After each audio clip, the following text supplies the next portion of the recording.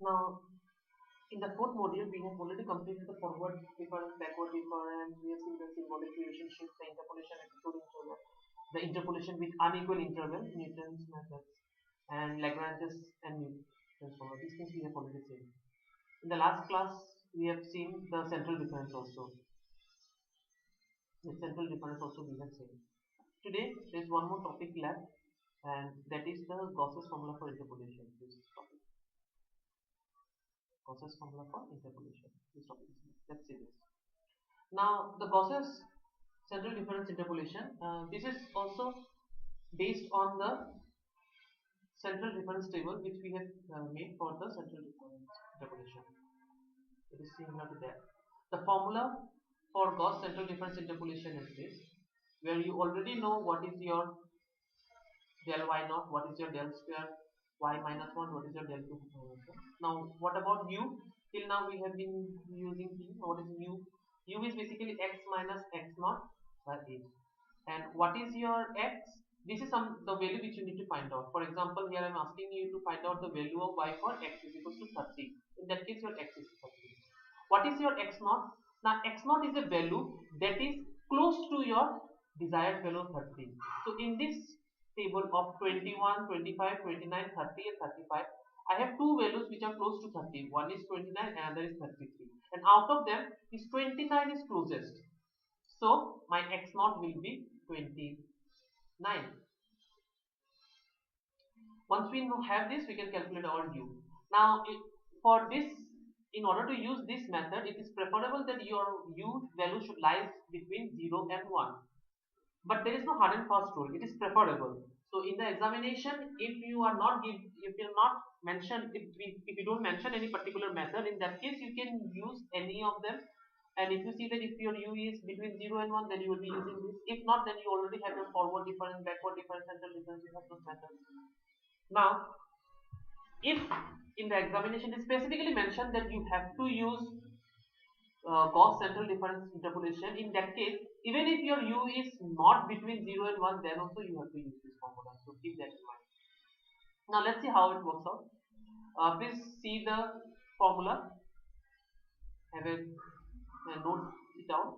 Now this is the table which is given to you. You have x and y. For each x you have a corresponding y. And you are asked to find out y for x is equals to 30. Now a value of x which is closest to the 30 is 29. Corresponding to it, this is your y. Hence your x naught is 29, your y naught is this, and your x is 30. So from this particular formula, you already know what is your y naught. If you know x naught, then you can easily calculate your u, isn't it? Why? Because here age is equals to 4. How I can say my age is 4? Because age is the difference. What is the difference between 21 and 25? It is 4. Between 25 and 29, it is 4. Between 29 and 33, it is 4. Between 33 and 37, it is 4. So my age is also 4. So these values are known to me. So age is so u is also known to me. So I know y naught. I know u. I know all these u's.